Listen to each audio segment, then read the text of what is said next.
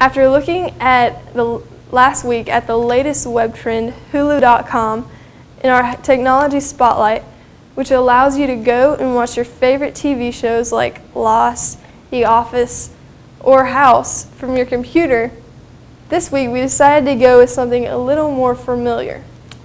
YouTube.com has been given countless recognition for its success in uniting small-town home videos to even professional filmmakers with the surfers of the World Wide Web. Two of my favorite videos recently are the Forever Wedding Dance, which features a wedding march down the aisle to Chris Brown's Forever. It's a lot more fun than your typical wedding march and very entertaining to watch. Number 2 for me would have to be Hot Pockets with stand-up comedian Jim Gaffigan. It is hilarious talking about the infamous Hot Pockets. Exciting news. Darton Channel 19 actually has its own YouTube account. The username is Darton TV Productions, where you can see past episodes of Inside Darton, get your fill of the latest Darton news, and maybe even see your own face if you're a student here at Darton. Okay, now into some other important dates to remember. And you actually will want to remember these days because these are days off. That's right, we still have some more. For October, the 8th and 9th, you don't have to come to class because the teachers are coming to class for you. It's Faculty Staff Development Day. So take advantage of those days off and have a good time, relax, and make some memories. Next, we have after that, Thanksgiving. November 25th through the 27th, you're going to have some days off for Thanksgiving break.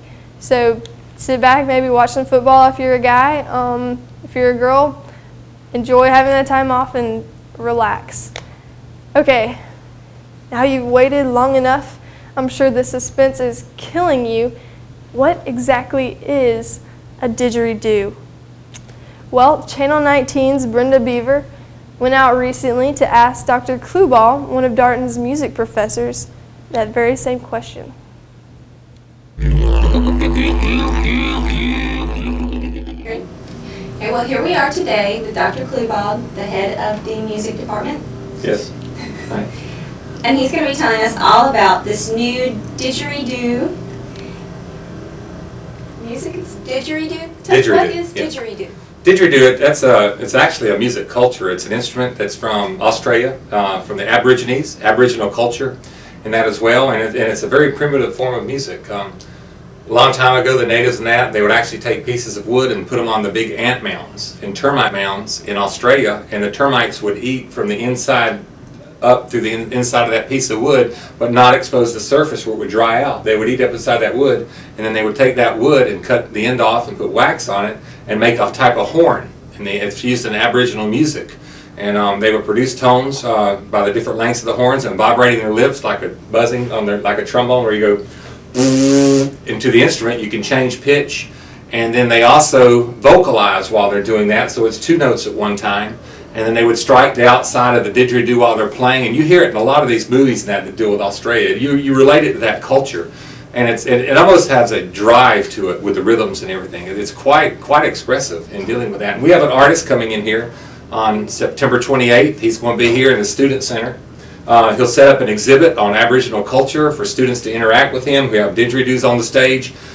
He'll show them how they work. They can come, they can hold the didgeridoos. He might even let them play them at that time. But he's going to be here during the lunch hour and then presenting. And then he's also going to be doing that in the evening up until 6 o'clock that evening for the non-traditional students. And he's really quite talented artist. I heard him over in Savannah. I did a presentation in Savannah, and I was really impressed with him. And they go out to schools and colleges throughout the Southeast. He's part of a company from Central Florida that has studied the Aboriginal culture. And then that evening on the 28th, he's presenting a formal concert. On the 29th, the morning after he does his presentation here, he's also doing a didgeridoo workshop on how to make sounds in didgeridoos. He's bringing in, I think, between 30 and 40 plastic, contemporary didgeridoos, and students can participate in that. It's about an hour-long seminar. He's just going to show you how to make sounds. And what he does to produce the different tones and timbres and that, and it be real expressive through the Aboriginal instruments. And these students who go to that will learn how to play the didgeridoo. It'd be a lot of fun, an introductory lesson, but it's open to all students. And you can go on the line to the website there, and other websites also know how to make didgeridoos. And he does that with workshops, but he's only here for 2 days. We couldn't involve that because that's quite time extensive to make didgeridoos. But you can go online and figure out how to make them. He'll show you how to play them. It'll be quite an interesting day and very artistic day. The evening performance will be a formal performance of didgeridoo, so that'll be interesting.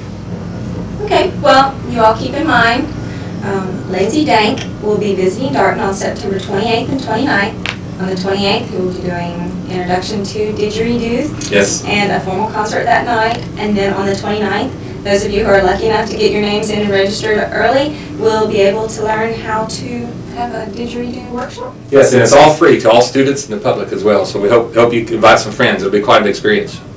Okay, thank you. Thank you, Dr. Cleveland. We appreciate you coming today. Thank you.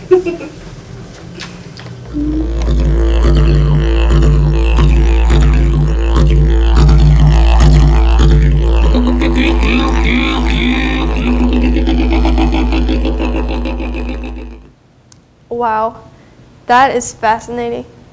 I wonder who came up with that name, didgeridoo. Well, that's it for today. Thank you so much for joining me. I'm Paige Leitner, and until next time, live the dream and keep it 19.